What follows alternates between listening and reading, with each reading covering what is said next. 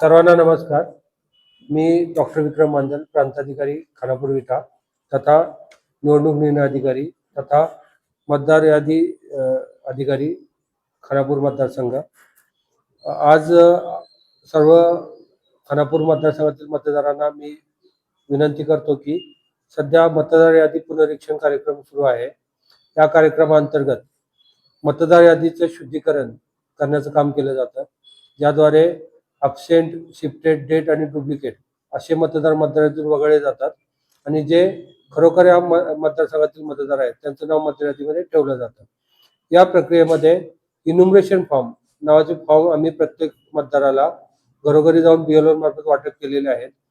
ज्या मतदारांचे इन्युमरेशन फॉर्म योग्यरित्या भरून सही करून परत येतील त्यांचं नाव प्रारूप मतदार यादीमध्ये राहणार आहे. ही प्रक्रिया अत्यंत महत्त्वाची अशी प्रक्रिया आहे. या प्रक्रियेचं गांभीर्य सर्वांना जाणीव व्हावी अशी आमची विनंती आहे. ज्या लोकांचे फॉर्म भरून येणार नाहीत किंवा ज्या लोकांच्या फॉर्मवर सह्या नसतील अशा लोकांची नाव प्रारूप मतदार यादीतून कमी होणार आहे. त्यामुळे आमची सर्वांना या माध्यमातून विनंती आहे की सर्वांनी आपले आपले फॉर्म BLO मार्फत जे आपल्याला प्राप्त झालेले आहेत घरी ते व्यवस्थितरित्या भरून BLO ला परत करावेत. योग्य त्या ठिकाणी सही करावी. हे फॉर्म भरायला BLO तुम्हाला नक्की मदत करतील आणि जर काही अडचणी असतील तर तुम्ही तहसीलदार किंवा माझ्याशी संपर्क करू शकता. आता विशेषतः विटा शहरामध्ये आम्ही जे फॉर्म वाटप केलेले आहे, फॉर्म परत येण्याचं प्रमाण तुलनेने अत्यंत कमी आहे. आतापर्यंत फक्त 55% लोकांचे फॉर्म आम्हाला परत आलेले आहेत.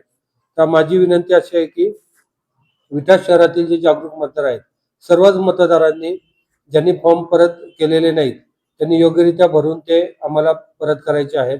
तर विटा शहरासाठी आम्ही एक विशेष कॅम्पचं आयोजन केलेलं आहे. शनिवार आणि रविवार या 2 दिवशी आम्ही जिथं लोकसभेचं किंवा विधानसभेचं मतदान झालं होतं अशा मतदान केंद्रावर आमचे संबंधित BLO आणि आवश्यक त्या कर्मचारी अधिकारी थांबणार आहेत. त्या मतदान केंद्रावर जाऊन ज्यांनी फॉर्म आतापर्यंत जमा केले नाहीत ते फॉर्म ज्या ठिकाणी मी पुन्हा एकदा रिपीट करतो, विधानसभेचं मतदान केलेलं आहे अशा मतदान केंद्रावर आमचे BLO शनिवार आणि रविवार या 2 दिवस सकाळी 9 ते संध्याकाळी 5 या कालावधीमध्ये थांबणार आहेत. ते या कालावधीमध्ये ज्या लोकांनी इन्फॉर्मेशन फॉर्म अद्यापही जमा केलेले नाहीत अशा लोकांनी BLO यांची संपर्क साधायचा आहे आणि ते फॉर्म भरायला आम्ही त्यावेळी तिथे मदत करू. ते फॉर्म व्यवस्थित भरून सही करून त्या दिवशी शनिवार आणि रविवारी 2 दिवसाच्या काममध्ये BLOना जमा करायचे जेणेकरून आपलं नाव मतदार यादीतून वगळलं जाणार नाही.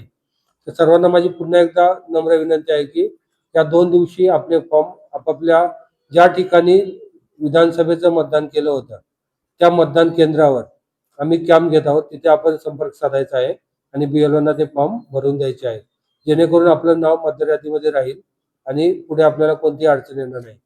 जर का आपण फॉर्म परत केले नाहीत किंवा योग्यरित्या सही करून परत आमच्याकडे फॉर्म परत आले नाहीत तर आपलं नाव प्रारूप मतदार यादीतून कमी होईल आणि अशा परिस्थितीमध्ये पुन्हा मतदार यादीमध्ये नाव जे समावेश करण्याची प्रक्रिया आहे त्यामध्ये पुन्हा आपल्या डिक्लेरेशन देऊन 6 नंबर फॉर्म भरून नाव पुन्हा यादीत घ्यावं लागेल. परंतु त्यासाठी जे पुरावे द्यावे लागतात त्यासाठी अत्यंत क्लिष्ट अशी प्रक्रिया आहे. त्यामुळे शक्यतो आपलं नाव मतदार यादीतून कमी होणार नाही याची दक्षता प्रत्येकाने घ्यायची आहे.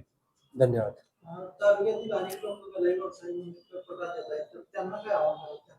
सर्व गलाई बांधवांना माझी नम्र विनंती आहे की आपण जरी परराज्यात असताल आणि आपलं नाव खानापूर मतदारसंघाच्या मतदार यादीमध्ये असेल तर अशा परिस्थितीमध्ये आपल्या कुटुंबातील किमान एका प्रौढ व्यक्तीने येऊन बाकी सर्वांचे फॉर्म आपापल्या BLOकडे जमा करणं आवश्यक आहे.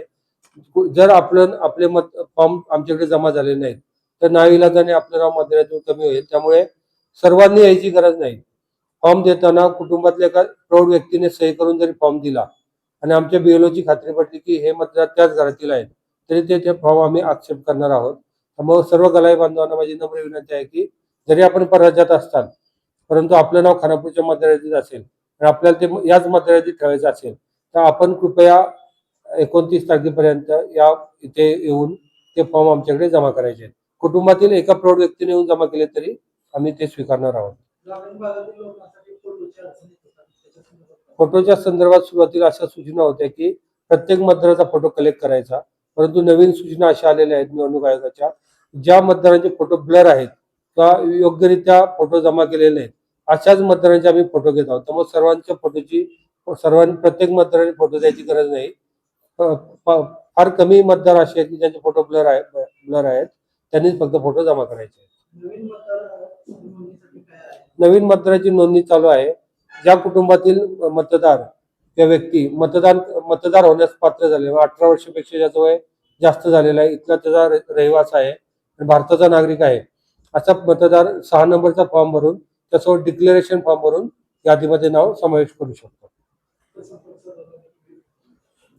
त्यासाठी तुम्ही आपापल्या BLOशी संपर्क साधावा. BLO आपल्या घरी येत आहेत फॉर्म जमा करायला. तर फॉर्म आपण देणं आपलं नैतिक कर्तव्य पण आहे आणि आपला तो अधिकार आहे. त्यासोबत जिथे काय अडचण असेल तिथे तुम्ही तहसीलदार कार्यालय किंवा प्रांत कार्यालयाशी संपर्क साधू शकता.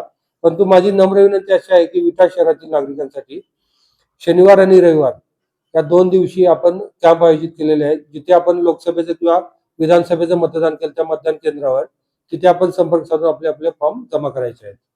खानापूर तालुक्यातील एकमेव सर्वसमावेशक हक्काचं न्यूज चॅनल विटा लाईव्ह न्यूज चॅनल.